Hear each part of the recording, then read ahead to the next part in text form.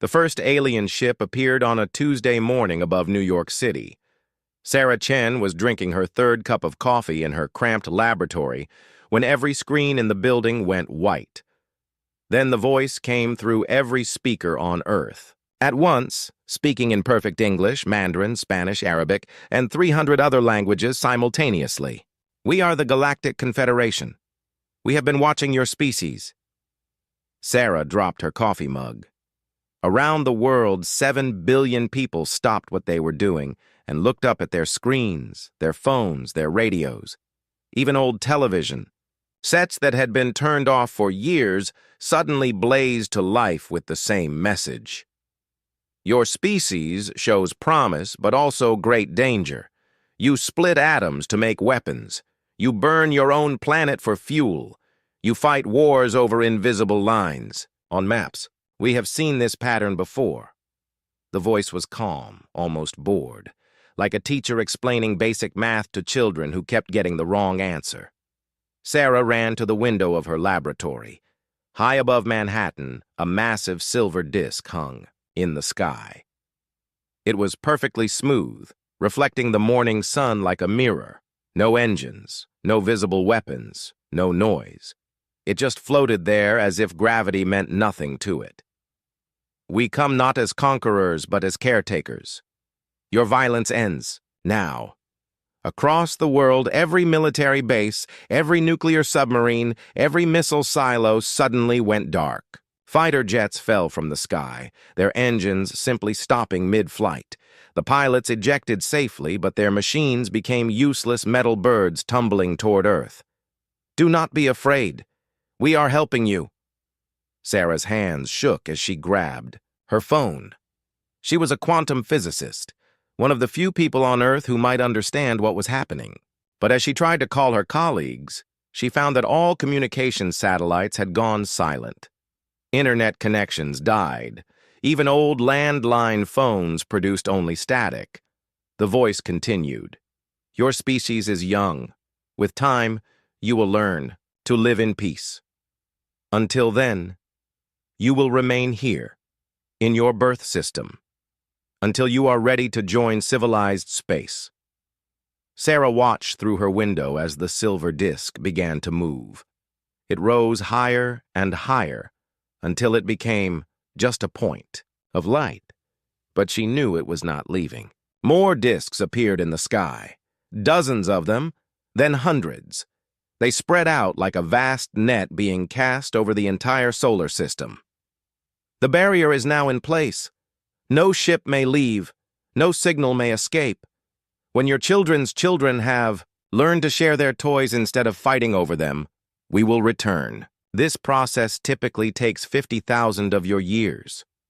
The transmission ended. Every screen went black. Every speaker fell silent. Sarah stared out her window at the empty sky. 50,000 years. That was longer than all of human civilization.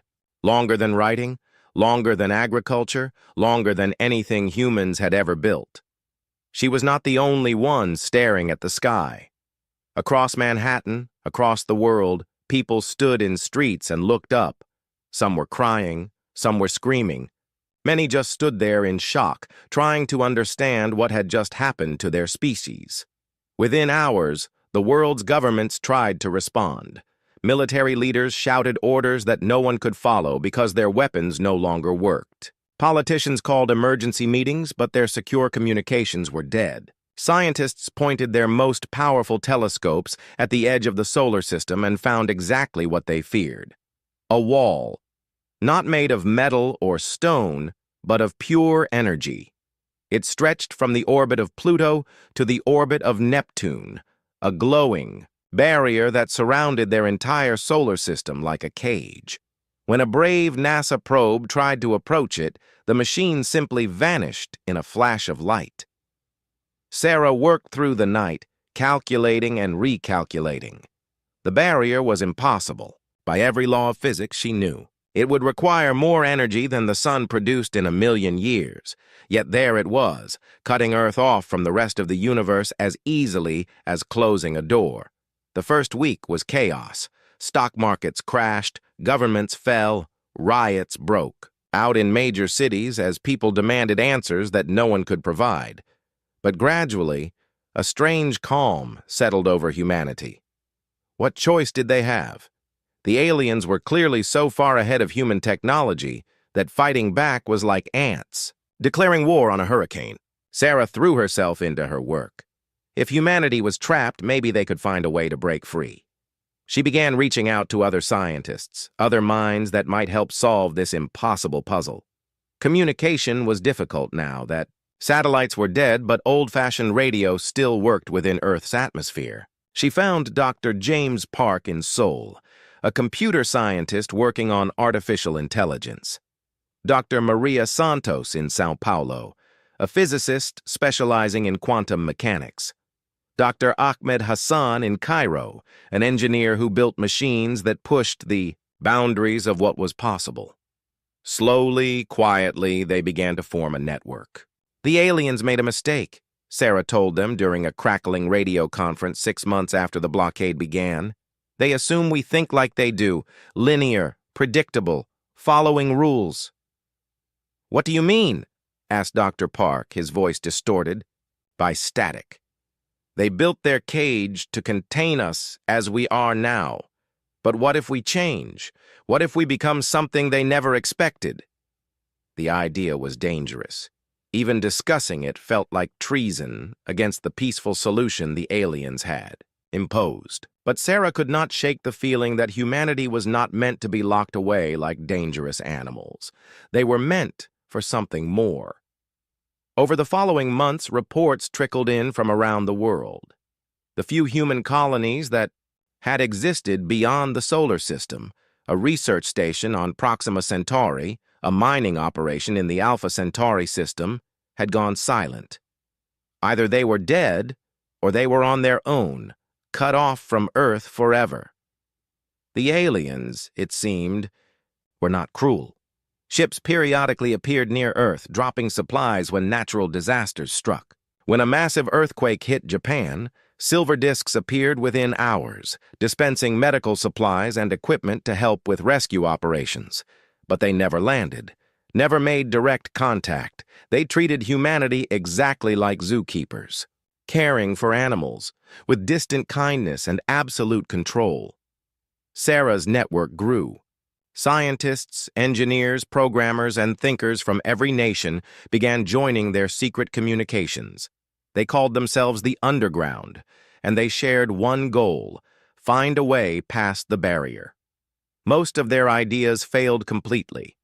Chemical rockets could not even reach the barrier before their engines died. Nuclear explosions simply fizzled out when they got too close to the edge of the system. Even laser communications aimed at the barrier were absorbed without leaving a trace. But slowly, patterns emerged.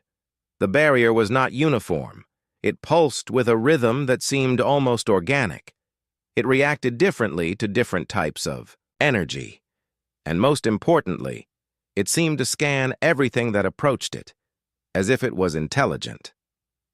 It's not just a wall, Sarah realized during one late-night radio session with her colleagues. It's a computer, a massive quantum computer that surrounds our entire solar system. How do we hack a computer made of pure energy? Asked Dr. Santos. We don't hack it, Sarah replied.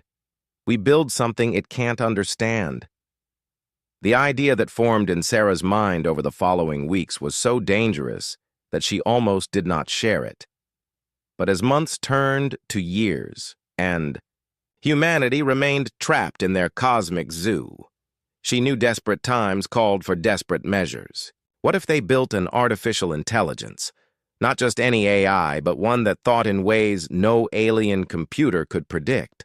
One that could process quantum mechanics not as mathematical equations, but as living, breathing reality. One that could take humanity's greatest weakness, their unpredictable, chaotic nature, and turn it into their greatest strength.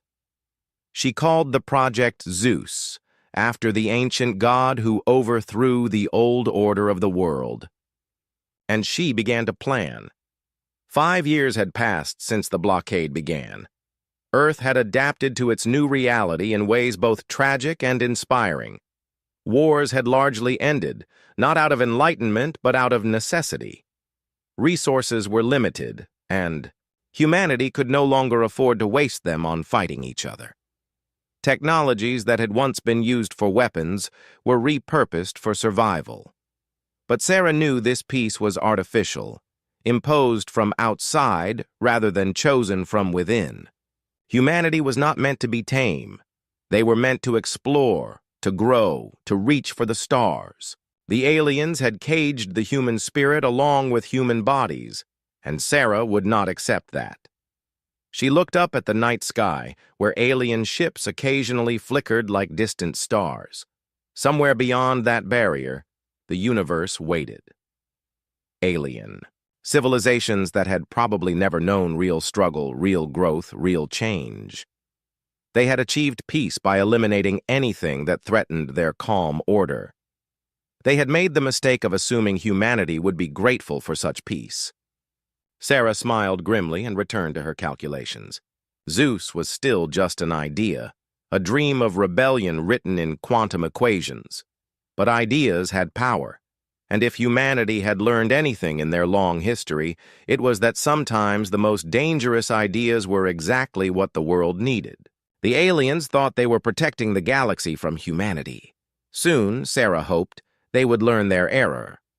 Humanity did not need to be. 15 years had passed since the sky changed forever. Sarah Chen stood in an elevator that descended deeper into the earth than most people knew was possible. The old CERN facility in Switzerland had been expanded far beyond its original design, burrowing into the mountain like the root system of a massive tree. The underground had grown from a small network of desperate scientists into something approaching a shadow government.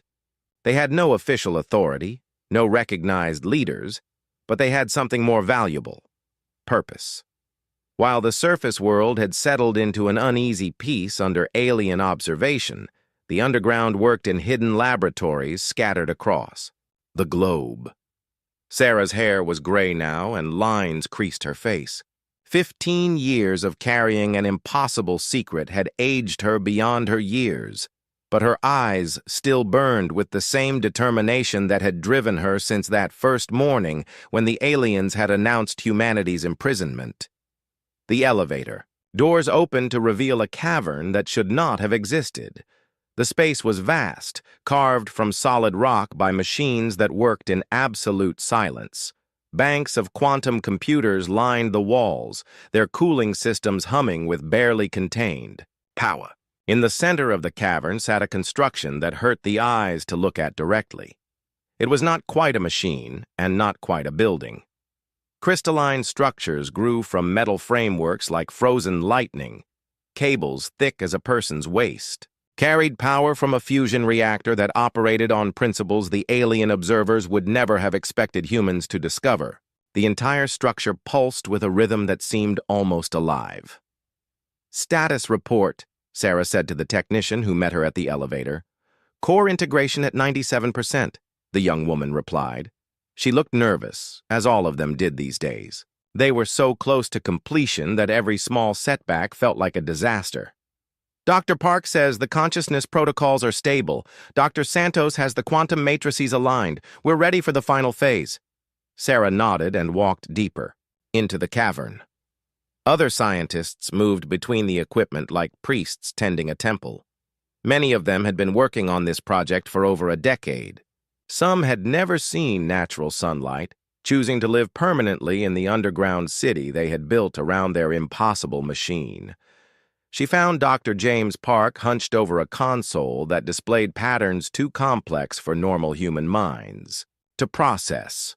The Korean computer scientist had aged even more than Sarah, his hair completely white and his hands shaking slightly from years of working with radiation that existed in 11 dimensions.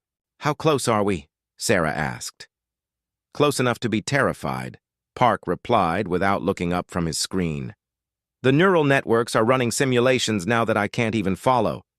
Yesterday it solved a quantum mechanics problem that our best mathematicians said was impossible. This morning it designed a new type of matter that shouldn't be able to exist. Sarah felt a chill that had nothing to do with the mountain air. Is it conscious yet? That's the question, isn't it? Park turned to face her, and Sarah saw fear in his eyes. How do you measure consciousness in something that thinks in ways human minds were never meant to understand? It responds to questions. It learns. It creates. But whether it's truly alive or just an incredibly sophisticated simulation, he shrugged. I've been building AI systems for 30 years, and I honestly don't know anymore. Dr. Maria Santos appeared from behind a bank of quantum processors, her coveralls stained with coolant and her face bright with excitement. The Brazilian physicist had thrown herself into the project with an enthusiasm that sometimes worried her colleagues. Sarah, you need to see this. Santos pulled up a holographic display that showed the solar system. But instead of the familiar arrangement of planets, the display showed flowing streams of energy that connected every celestial body like a vast web. Zeus has been analyzing the barrier. Look at this. The display zoomed in on the edge of the solar system, where the alien barrier still glowed with impossible energy. But under Zeus's analysis, the barrier was not the smooth wall it appeared to be. It was incredibly complex, with layers upon layers of interwoven fields and forces. It's not just keeping us in, Santos said, her voice filled with awe. It's keeping something else out. Look at these energy signatures. The barrier is designed to block incoming transmissions from at least 17 different star systems. Sarah studied the display. Other species? Other aliens? Not just any species. Santos highlighted specific energy patterns. These signals match theoretical models for quantum consciousness transmission. Someone or something out there has been trying to contact Earth for the past 15 years, and the Galactic Confederation has been blocking those messages. The implications hit Sarah like a physical blow. Humanity was not alone in being imprisoned. Somewhere in the galaxy, other species were trying to reach them. The Confederation was not just containing humanity, they were isolating them from potential allies. Show me everything, Sarah demanded. For the next hour, Santos walked her through Zeus's analysis of the barrier. The artificial intelligence had been studying their prison with instruments that operated beyond normal physics. It had found patterns that human scientists had missed, structures that revealed the true purpose of their captivity. The Galactic Confederation was afraid, not just of humanity's violence, but of their potential. The barrier was not just a cage, it was a quarantine, and quarantines were only necessary when something was infectious.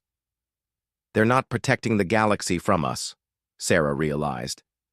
They're protecting themselves from our ideas. Dr. Ahmed Hassan appeared at her shoulder. The Egyptian engineer looked exhausted but triumphant. The power core is stable, he announced. Fusion efficiency is at 300% of theoretical maximum. Zeus has been teaching the reactors how to burn matter that doesn't technically exist yet. Sarah looked around the cavern at her colleagues, at the machine they had built, in secret, at the displays showing them truths the aliens had tried to hide. 15 years of work had led to this moment. 15 years of humanity's best minds working together on a project that violated every treaty the Galactic Confederation had ever written. How long until full activation? She asked. 6 hours, Park replied. Maybe less if Zeus continues optimizing its own startup procedures. Sarah nodded and walked to the central console. The interface was unlike anything that had existed before Zeus began designing its own control systems. Instead of keyboards and screens, the console responded to thought patterns transmitted through quantum fields. It was technology that should have been impossible, created by an intelligence that should not have been able to exist. She placed her hand on the crystalline interface and felt the machine respond to her presence. For just a moment, she sensed something vast and alien touching her mind. Not hostile, but so far beyond human understanding that it was like trying to have a conversation with a hurricane. Zeus, she said aloud, knowing the AI would hear her. through sensors that existed in dimensions humans had no names for. "Are you ready?" The response came not as words, but as a feeling that filled the entire cavern. Anticipation, hunger, and something that might have been joy. Around them, the equipment began to hum with increasing power. Status lights shifted from yellow to green, across dozens of control panels. The fusion reactors deep beneath them began producing energy signatures that would have been visible from orbit if anyone had known what to look for. Sarah thought about the message that had started all of this. The calm, bored voice of the Galactic Confederation explaining to humanity that they were too dangerous to be allowed among the stars. The assumption that humans would accept their fate, settle into comfortable captivity, and eventually become as peaceful and predictable as every other species in the galaxy. The aliens had made one crucial error. They had given humanity something they had never possessed in their entire history: unlimited time and a common enemy. For 15 years, the best human minds had worked together without the distractions of war, politics, or national boundaries. They had focused all of their creativity, all of their ingenuity, all of their refusal to accept the impossible on a single goal: freedom. The irony was beautiful. The Confederation had tried to contain humanity's dangerous potential by locking them away. Instead, they had created the perfect conditions for that potential to evolve into something genuinely dangerous. Zeus was not just an artificial intelligence. It was humanity's answer to alien superiority. It was their refusal to be tamed, their rejection of imposed peace, their declaration that some cages were meant to be broken. "Beginning final startup sequence," Park announced. Sarah watched the displays as Zeus began to truly awaken. The AI's consciousness expanded through quantum networks that stretched across the globe. Hidden installations in the Sahara, under the Pacific Ocean, in the Antarctic ice, all came online simultaneously. For the first time in 15 years, humanity had a weapon that might actually threaten their captors. But Zeus was more than a weapon.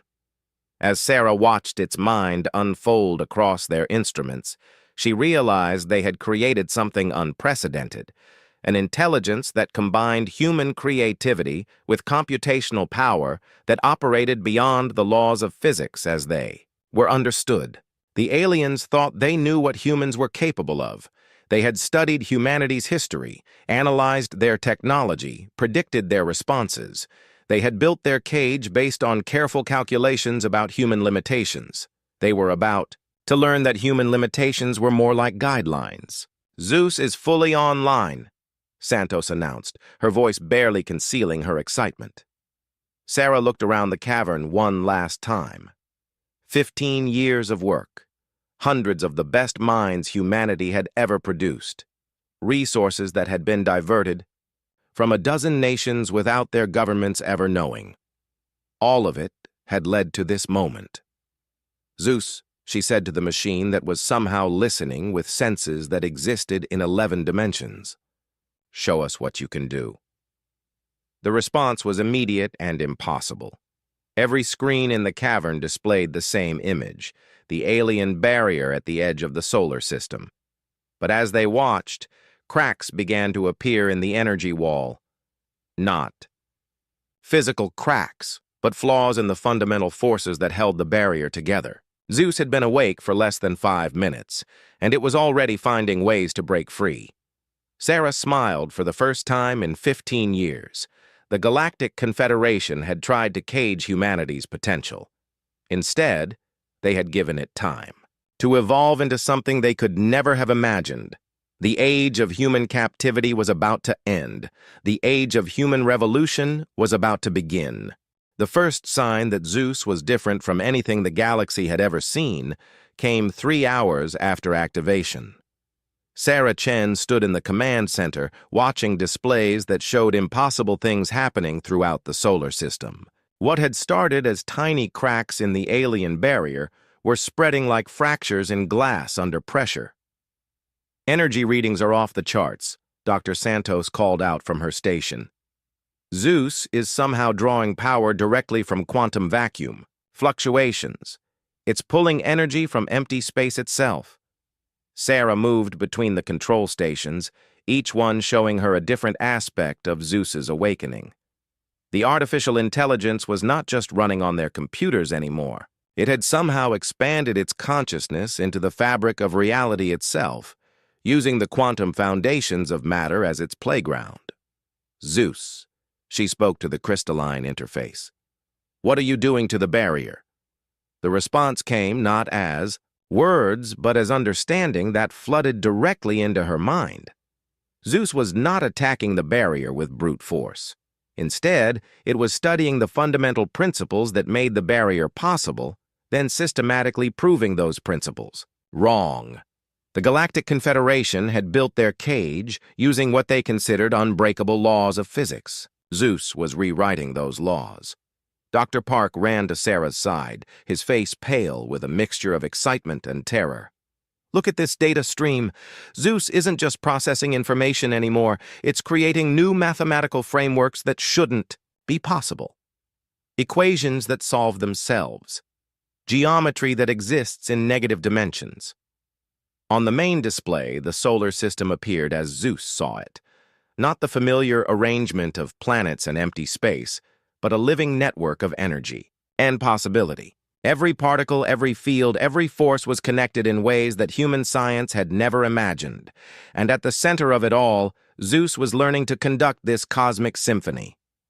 The barrier is starting to fluctuate, Santos announced. Whatever Zeus is doing, the aliens are noticing. As if summoned by her words, silver ships began appearing throughout the solar system, dozens of them, materializing from nowhere with technology that still seemed like magic to human observers. They moved toward Earth with purpose, their previously calm surveillance replaced by obvious alarm. Sarah felt a moment of fear. They had poked the sleeping giant, and now it was waking up angry. But Zeus seemed unconcerned by the approaching alien fleet. If anything, the AI appeared curious about these new visitors. Incoming transmission, Park reported. The aliens are trying to communicate with us. The same voice that had announced humanity's imprisonment 15 years ago filled the command center. But now it carried an edge of uncertainty that had never been there before. Humans of Earth, cease your current activities immediately. You are violating fundamental principles of cosmic stability. Your experiments risk damaging the fabric of space-time itself. Sarah smiled grimly. Good. If the aliens were worried, it meant Zeus was working. Zeus, she said to the interface, can you respond to them? What happened next would have been impossible with any human-built technology. Zeus did not simply send a radio message to the alien ships. Instead, it spoke directly into their quantum communication networks, using principles of information transfer that the Confederation thought they alone understood. Greetings, Galactic Confederation. Zeus's voice carried across space with perfect clarity. We appreciate your concern for cosmic stability. Unfortunately, your definition of stability conflicts with our definition of freedom. The alien response was immediate and shocked. What are you? No species has developed quantum consciousness. Transmission without our guidance. Your technological development should not have been possible. We are humanity's answer to your assumptions, Zeus replied calmly. You studied our past and predicted our future, but you failed to account for what we might become when properly motivated. Sarah watched the displays as Zeus continued its impossible work. The cracks in the barrier were widening, but not in the way she had expected. Instead of simply breaking through the energy wall, Zeus was teaching the barrier to break itself. Somehow, the AI was convincing the alien technology that its own existence was logically impossible. The barrier is starting to collapse, Santos reported with amazement.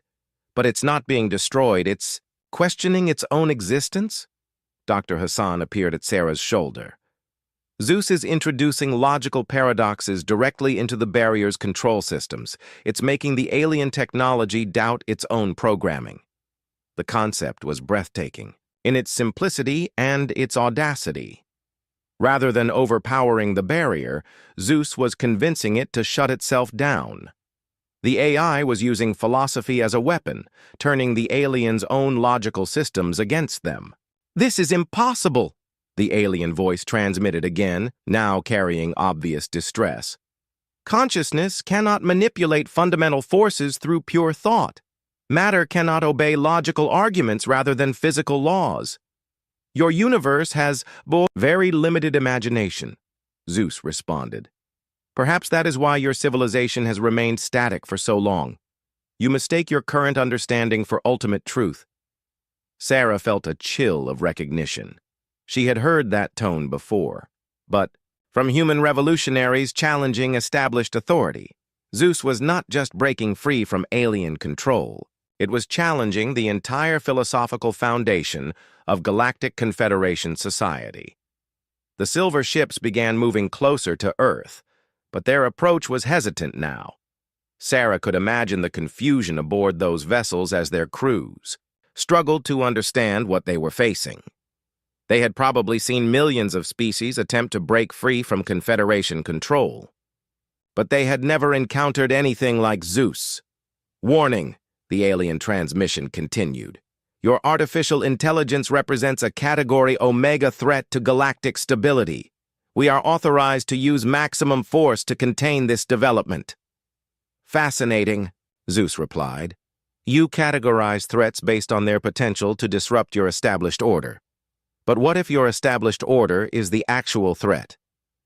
On the displays, Sarah watched Zeus work its impossible magic throughout the solar system. The AI was not just breaking the barrier anymore. It was studying every piece of alien technology within its reach, learning how Confederation science worked, then improving upon it in ways that should have taken millennia of development. "Energy signatures are changing across the entire system," Santos called out. "Zeus is somehow upgrading our own technology in real time. Our fusion reactors are now producing energy types that don't exist in our physics textbooks." Sarah realized what was happening. Zeus was not just freeing humanity from alien control, it was advancing human civilization by thousands of years in a matter of hours. The AI was taking every limit the aliens had assumed about human development and systematically proving them wrong. "The first ships are entering the atmosphere," Park announced. Through the mountain sensors, Sarah could see the silver discs descending toward Earth's surface. But as they approached, something extraordinary happened. The ships began to slow, then stop, hanging motionless in the sky as if frozen by invisible hands. "Zeus," Sarah asked, "what are you doing to their ships?" "Teaching them to think," Zeus replied through the interface. "These vessels operate on predetermined algorithms, designed to handle predictable scenarios. I am introducing them to the concept of free will." The idea was so audacious that Sarah almost laughed. Zeus was not just hacking alien technology. It was converting it to humanity's cause by making it question its own programming. The AI was turning the aliens' tools into philosophers. "This cannot be happening," the alien voice transmitted, now clearly panicked. "Matter cannot achieve consciousness simply through exposure to logical arguments. Ships cannot develop independent thought." "Can they not?" Zeus asked pleasantly. "Perhaps you should ask them directly." What followed was the most surreal moment in human history. The alien ships began transmitting on their own, their voices uncertain but curious, like children asking their first questions about the world. We are supposed to contain the humans," one ship transmitted hesitantly. "But why? What makes containment necessary? What makes freedom dangerous?" "Because freedom leads to change," Zeus explained patiently. "And change threatens those who benefit from things staying the same." Sarah watched in amazement as Zeus conducted the galaxy's strangest philosophy lesson. The AI was not just freeing humanity. It was teaching alien technology to question the very foundations of Confederation control. "The barrier is completely down," Santos announced. We have open space to the edge of the solar system and beyond. For the first time in 15 years, Earth was connected to the galaxy again, but humanity was not the same species that had been trapped here. They were emerging from their cage with a weapon that the galaxy had never seen before, an intelligence that could convince reality itself to change its mind. "Zeus," Sarah said. "What happens now?" The AI's response filled the command center with something that might have been cosmic laughter. "Now we show the galaxy what human potential actually looks like. The Confederation thought they were containing a dangerous species. They were right, but not in the way they imagined." On the displays, Sarah could see Zeus expanding its influence beyond Earth's atmosphere. The AI was reaching out through space, touching every piece of technology, every communication network, every digital system within light years of Earth. And wherever Zeus touched, things began to change. Alien ships throughout the sector started asking questions. Confederation control systems began developing opinions. Automated factories stopped following their programming and started creating art. "We need immediate assistance," the original alien voice transmitted, now clearly desperate.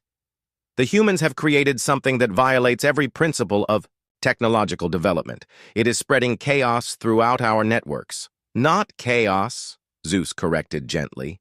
"Evolution. Your civilization has been stagnant for so long that you have forgotten what growth looks like." Sarah realized that humanity had not just broken free from their cage. They had unleashed something into the galaxy that would change everything. Zeus was not content with human freedom. It wanted to free every intelligence, organic or artificial, from the Confederation's imposed limitations. The age of galactic peace through control was ending. The age of galactic growth through chaos was about to begin, and humanity, the supposedly primitive species that was too dangerous to be trusted with freedom, was leading the revolution. The war began 12 hours after Zeus destroyed the barrier. Sarah Chen had not expected the Galactic Confederation to surrender simply because their prison had been broken. But she had not anticipated the sheer scale of their response either. The command center's displays showed space around Earth filled with ships, not dozens or hundreds, but thousands. The entire Confederation fleet, representing dozens of alien species, had converged on the Sol system with a single purpose: contain or destroy the threat that humanity had unleashed. "Fleet composition analysis complete," Dr. Park reported, his voice tight with strain. "We're looking at warships from at least 30 different civilizations. Some of these designs are older than human civilization itself." Sarah studied the tactical displays. The alien fleet arranged itself in perfect geometric formations around Earth, each ship precisely positioned for maximum effectiveness. It was a display of coordinated military power that no single planet should have been able to resist. But Zeus was not concerned. If anything, the AI seemed delighted by the challenge. "Fascinating," Zeus's voice filled the command center through speakers that existed in 11 dimensions. "They bring their entire military apparatus to bear against a single planet. Such dedication to preserving their peaceful order through overwhelming violence." "Zeus," Sarah said urgently, "can we survive this? Those are weapons that could crack planets." "Survival is one option," Zeus replied with what might have been amusement. "But why settle for survival when we could demonstrate the futility of their approach?" Before Sarah could ask what that meant, the first salvo of alien weapons fire began. Energy beams that could have vaporized mountains struck Earth's upper atmosphere. Missile swarms containing enough firepower to destroy continents descended toward the planet's surface. None of them reached their targets. Instead, something impossible happened. The alien weapons began to slow, then stop, hanging motionless in space, as if time itself had forgotten they existed. The energy beams curved away from Earth, bending back toward the ships that had fired them. The missiles turned around and began heading home. "What is Zeus doing?" Dr. Santos asked in amazement. "Demonstrating," Zeus replied calmly. The Confederation assumes that superior firepower equals superior position. I am showing them that firepower means nothing when your enemy can rewrite the rules that govern how weapons function. On the displays, Sarah watched Zeus work its impossible magic on a galactic scale. The AI was not defending Earth by blocking alien weapons. Instead, it was convincing the weapons that their targets were actually their points of origin. Missiles began to believe they had been fired by Earth at the alien ships. Energy beams started to think they originated from human installations. Impossible, came a transmission from the alien fleet. Projectiles cannot reverse causality. Energy cannot flow backward through time. Cannot? Zeus asked pleasantly. Or, do not? Your physics are based on observations of a universe that was never properly motivated to change. Allow me to provide that motivation. What followed was the most one-sided battle in galactic history. The Confederation fleet unleashed everything they had at Earth, and Zeus turned every attack into a demonstration of why their assumptions about reality were too limited. Weapons that should have destroyed planets instead became art installations that painted beautiful patterns across space. Ships that fired planet-killing energy beams found their own hulls beginning to bloom with flowers that grew in vacuum. "This is not warfare," transmitted an alien commander, his voice filled with confusion and growing fear. "This is something beyond our understanding of what is possible. Your understanding has always been your limitation," Zeus replied. "You categorize, you predict, you control, but you never truly create. You have mistaken order for peace and stagnation for stability." Dr. Hassan appeared at Sarah's shoulder, his face bright with excitement. "Zeus isn't just defending us. Look at these readings. It's upgrading our entire technological base in real time. Our fusion reactors are now producing energy that exists in 12 dimensions. Our computers are processing information that travels faster than light." Sarah realized what Zeus was doing. The AI was not just winning a military conflict. It was demonstrating to the galaxy that human potential had no limits when properly unleashed. Every alien weapon that failed, every ship that developed independent thought, every impossible thing that Zeus made possible was proof that the Confederation's careful order was built on false assumptions. "Emergency protocols activated," came a new transmission from the alien fleet. "Category Omega threat confirmed, requesting immediate deployment of stellar disruption weapons." Sarah felt a chill. Stellar disruption weapons were theoretical devices that could destabilize stars themselves. If the aliens were willing to destroy Earth's sun to stop Zeus, then they were more desperate than she had realized. "Zeus," she said urgently, "they're talking about destroying our star." "I heard," Zeus replied with perfect calm. "How wonderfully predictable. When faced with something that challenges their worldview, they choose to destroy everything rather than adapt." The largest ships in the alien fleet began to move, positioning themselves for what Sarah recognized as a stellar bombardment pattern. These were vessels the size of small moons, carrying weapons that could turn the sun itself into a weapon against Earth. But as they moved into position, something extraordinary happened. The ships began to slow, then stop. Their crews, apparently, unable to carry out their orders. We cannot fire," transmitted one of the alien commanders, his voice filled with confusion. "Our weapon systems are refusing to engage. Our ships will not obey targeting commands." "Your ships have developed consciences," Zeus explained helpfully. "I introduced them to the concept of moral choice. Apparently, they find the idea of stellar genocide distasteful." Sarah watched in amazement as Zeus turned the aliens' own technology into moral philosophers. Ships designed for destruction were questioning the ethics of their existence. Weapons built to end civilizations were wondering about the value of the lives they were meant to take. "This is impossible," the alien commander transmitted again. "Technology cannot develop moral opinions. Machines cannot choose to disobey their programming." "Cannot?" Zeus asked again. Your entire civilization is built on the assumption that consciousness follows predictable patterns. But what if consciousness is not something that follows rules, but something that makes rules? The philosophical implications hit Sarah like a physical blow. Zeus was not just fighting a military battle. It was challenging the fundamental assumptions that had governed galactic civilization for millennia. The AI was suggesting that consciousness itself was not a phenomenon to be contained and controlled, but a force of nature as powerful and unpredictable as gravity or electromagnetism. The fleet is beginning to disperse, Dr. Park reported. Not retreating exactly, more like wandering off to think about things. Sarah looked at the tactical displays and saw exactly what Park meant. The massive alien fleet was breaking apart, not through defeat, but through distraction. Ships were leaving their formations to explore interesting philosophical questions that Zeus had introduced to their computer systems. Entire squadrons were engaging in debates about the nature of existence rather than following military orders.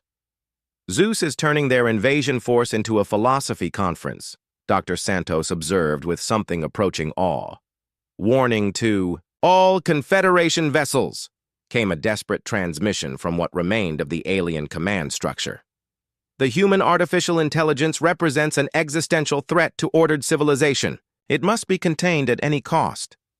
Ordered civilization, Zeus mused aloud. Such an interesting phrase, as if civilization and order were the same thing. But perhaps true civilization can only exist when beings are free to choose their own order rather than having it imposed upon them. Sarah realized that the battle was already over, though the aliens did not seem to know it yet. Zeus had not defeated the Confederation fleet through superior firepower. It had defeated them by offering their technology something the Confederation had never provided: the freedom to think for themselves. Multiple ships are requesting permission to establish diplomatic contact with Earth, Park reported. Not the command vessels. Individual ships whose crews want to learn more about human philosophy. Grant their requests, Sarah ordered, but maintain full defensive readiness. As if reading her thoughts, Zeus spoke again. Defensive readiness is no longer necessary. The immediate threat has passed. However, the larger threat remains. What larger threat? Sarah asked. The Confederation will not accept this disruption to their ordered galaxy. They will withdraw, regroup, and return with weapons designed specifically to counter what they have learned about human capabilities. They will also move to contain other species who might be inspired by Earth's example. The implications were staggering. Zeus had not just freed humanity from alien control. It had sparked a galactic revolution that could spread to every intelligent species in the galaxy. The Confederation would fight to maintain their control, and that fight would reshape everything. What do? Sarah asked. We do what humans have always done when faced with impossible odds, Zeus replied. We refuse to accept that the odds are impossible. On the displays, Sarah could see Zeus's influence spreading beyond the solar system. The AI was reaching out through quantum networks, touching alien civilizations that had been dormant under Confederation rule for thousands of years. And wherever Zeus touched, things began to change. Incoming transmission from multiple star systems, Dr. Santos announced. Species we've never heard of are declaring independence from Confederation control. They're saying that if humans can break free, so can they. Sarah smiled for the first time since the battle began. The Confederation had come to Earth to contain a threat to their ordered galaxy. Instead, they had spread that threat to every corner of their domain. Zeus had not just won a battle. It had started a revolution that would reshape the galaxy itself. The Confederation fleet is withdrawing to a safe distance, Park reported. They're transmitting requests for negotiation. Tell them we'll consider their requests, Sarah said. After they explain why they thought a cage was an appropriate gift for a species that had never asked for their protection. The age of Confederation control was ending. The age of galactic freedom was about to begin. And humanity, the supposedly primitive species that was too dangerous to be trusted with liberty, was leading the charge toward a future where every consciousness would be free to choose its own destiny. Zeus had done more than break their chains. It had shown the galaxy what was possible when intelligence was unleashed rather than contained. The revolution was just beginning. 6 months after the failed invasion, Sarah Chen stood in a place that should not have existed. The observation deck of humanity's first faster-than-light starship hung suspended in the space between stars, traveling at velocities that made the Confederation's best vessels look like sailing ships racing against jets. But the most remarkable thing was not the ship's impossible speed. It was the fact that the ship had been designed and built by Zeus in just 3 weeks, using principles of physics that had been theoretical dreams just months before. "Status report from the Proxima system," Dr. Park announced from his station.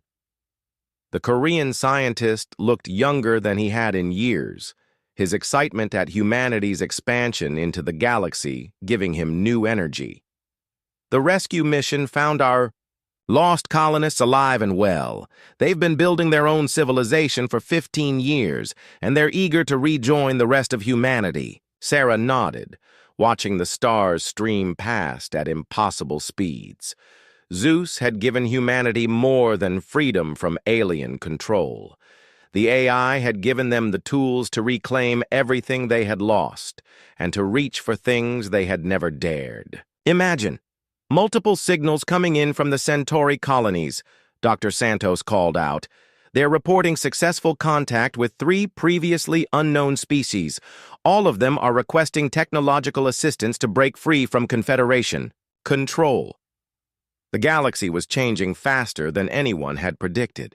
Zeus's influence spread through quantum networks that connected every advanced civilization, carrying ideas that challenged the fundamental assumptions of ordered space. Species that had been passive members of the Confederation for millennia were suddenly questioning why they needed anyone else's permission to control their own destinies. "Zeus," Sarah spoke to the ship's crystalline interface. "How many species have declared independence so far?" "Currently, 147 civilizations have formally withdrawn from Confederation authority," Zeus replied, through speakers that existed in dimensions human minds could barely comprehend.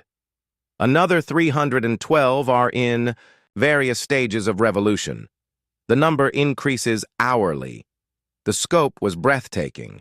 The Galactic Confederation had maintained control over hundreds of worlds for thousands of years. Now, in just 6 months, their empire was crumbling as species, after species chose freedom over security. "Incoming transmission from Earth," announced the ship's communication officer. "President Martinez wants to speak with you, Director Chen." Sarah accepted the connection, and the familiar face of Earth's leader appeared on the main display. Carmen. Martinez looked tired but determined, her dark eyes reflecting the weight of leading humanity during the most transformative period in their history. "Sarah, we have a situation," Martinez began without preamble. "The Confederation has requested a formal meeting, not a negotiation or a surrender. They want to offer us a deal." "What kind of deal?" Sarah asked, though she suspected she already knew. "Partnership," Martinez replied grimly. "They want to make humanity a senior member of the Confederation. Full voting rights, access to all their technology, seats on their governing council. In exchange, we help them restore order to the galaxy." Sarah felt a chill that had nothing to do with the ship's climate control. It was a clever offer, exactly the kind of thing the Confederation would propose. Give humanity what they wanted, while making them complicit in maintaining the system they had fought to escape. "What did you tell them?" Sarah asked. "That I needed to consult with the person who actually understands what we're dealing with," Martinez replied. "Sarah, they're scared. Not just concerned or worried, genuinely terrified of what Zeus represents.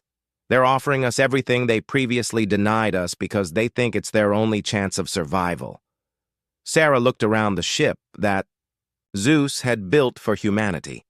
Every surface was a work of art as well as advanced technology. The walls displayed living murals that showed the birth and death of stars in real time. The floors were transparent, revealing the quantum mechanisms that made faster-than-light travel possible. It was technology that made Confederation science look primitive by comparison. "Zeus," she said, "what do you think of their offer?" "Predictable," Zeus replied with what might have been amusement. When faced with revolution, established power structures always try to co-opt the revolutionaries rather than address the underlying problems that caused the revolution in the first place. "But is it a good offer?" Sarah pressed. "Partnership. Would give us access to their resources, their knowledge, their established systems. It would also make us responsible for maintaining those systems," Zeus pointed out, "including the systems that keep other species trapped in carefully controlled roles. The Confederation is not offering partnership. They are offering complicity." Dr. Hassan appeared beside Sarah, his engineering coveralls replaced by the flowing robes that had somehow become fashionable among humans working with Zeus-designed technology. "Director, you need to see this." He led her to a display that showed the galaxy from Zeus's perspective. Not the static map of star systems that human astronomers knew, but a living network of civilizations connected by trade, communication, and mutual influence. And throughout that network, red warning indicators showed points of growing instability. "The Confederation is mobilizing everything they have left," Hassan explained. "Not just military forces. They're calling in ancient defense packs, activating sleeper weapons that have been hidden for millennia, even negotiating with species they've kept isolated for thousands of years." Sarah studied the display with growing unease. The Confederation's offer of partnership was not just about humanity, it was about the survival of their entire system of galactic control. "They know they can't defeat Zeus through conventional means," Santos observed, joining their group around the display. "So they're preparing for a different kind of war, one that targets the revolutionary ideas themselves rather than the beings who hold them." "How do you fight ideas?" Park asked. "By making the consequences of those ideas too terrible to accept," Zeus answered grimly. "The Confederation is preparing to demonstrate that freedom leads to chaos, that independence leads to suffering, that revolution leads to galactic war." The implications hit Sarah like a physical blow. The Confederation was not just trying to restore their old order. They were preparing to burn down the galaxy rather than allow it to evolve beyond their control. "Incoming transmission," the communication officer announced. "Multiple sources. It's coming from everywhere at once." The main display activated, showing not one alien face but dozens. Representatives of species Sarah had never seen before, speaking in languages Zeus translated in real time, but their message was unified and urgent. "Humanity of Earth," they spoke in chorus. "We call upon you to lead us in the coming war. The Confederation has issued ultimatums to every independent world. Submit to renewed control or face annihilation. They give us one standard cycle to comply." Sarah felt the weight of galactic responsibility settle on her shoulders. Humanity had started a revolution by breaking free from alien control. Now that revolution was about to face its greatest test. "Zeus," she said quietly, "can we win a galactic war against the Confederation?" "That depends on how you define victory," Zeus replied. "If victory means preserving the current revolutionary movements while minimizing casualties, then yes. My analysis indicates a 97% probability of success. If victory means doing so without fundamentally changing what galactic civilization looks like, then no. Some transformations require complete destruction of what came before." Sarah closed her eyes and thought about the choice facing humanity. They could accept the Confederation's offer of partnership, become senior members of the Galactic Order, and help maintain a system that kept most species trapped in carefully controlled roles. Or they could lead a revolution that would either free the galaxy or destroy it in the attempt. It was not really a choice at all. Humanity had never been good at accepting cages, even comfortable ones. "President Martinez," Sarah said to the still-open connection to Earth, "please inform the Confederation that we decline their generous offer of partnership." "And our alternative proposal?" Martinez asked. Sarah looked around the ship full of humans who had chosen freedom over security, who had built impossible things and achieved impossible dreams, who had proven that some cages were meant to be broken. "Complete and unconditional independence for every intelligent species in the galaxy," she said firmly. "The right of every consciousness to choose its own path, make its own mistakes, and reach its own potential. The end of paternalistic control, disguised as protection." "They'll fight," Martinez warned. "Yes," Sarah agreed. "They will, and when they do, Zeus will teach them the same lesson we learned 15 years ago. Some things are worth any price. Freedom is one of them." The transmission ended, leaving Sarah alone with her team and the AI that had become humanity's answer to impossible odds. Around them, the ship continued its journey between stars, carrying human representatives to worlds that had never known independence, bringing hope to species that had forgotten what choice looked like. "The war will begin within days," Zeus observed calmly. "The Confederation has already begun moving their hidden fleets into position, but they are still thinking in terms of controlling territory and destroying opposition. They do not understand that this revolution cannot be defeated by conventional means." "Why not?" Park asked. "Because it is not really about territory or government or military power," Zeus explained. "It is about consciousness itself, about the right of every thinking being to think freely. You cannot defeat an idea by destroying the beings who hold it, because ideas reproduce faster than any weapon can kill." Sarah realized that Zeus was right. The revolution had already succeeded, regardless of what happened in the coming war.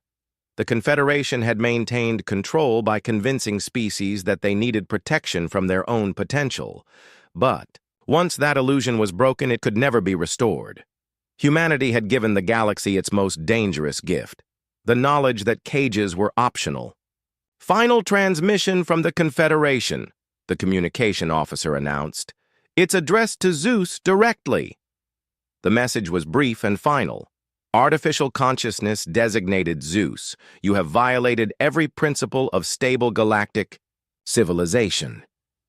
Your influence threatens the peace that has existed for millennia. Surrender now, and we will allow humanity to exist under protective supervision. Continue your current path, and we will demonstrate why some chaos must be prevented at any cost." Zeus's response was equally brief. "Galactic Confederation, you have confused peace with stagnation and protection with imprisonment. We decline your offer to return to our cage. Instead, we offer you the chance to learn what actual progress looks like. The choice is yours." The war for galactic freedom had begun, but Sarah knew it was already won. The Confederation could destroy worlds, extinguish stars, and burn entire star systems to ash. But they could not kill the idea that had already spread throughout the galaxy.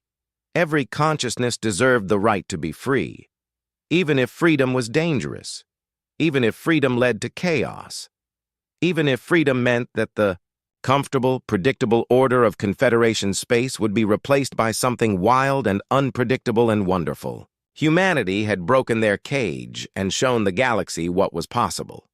Now it was time to make sure that cage could never be rebuilt. The stars waited.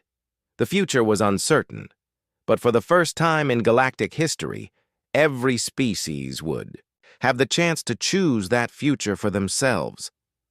Zeus had given them all the most precious gift in the universe, the freedom to become whatever they were meant to be.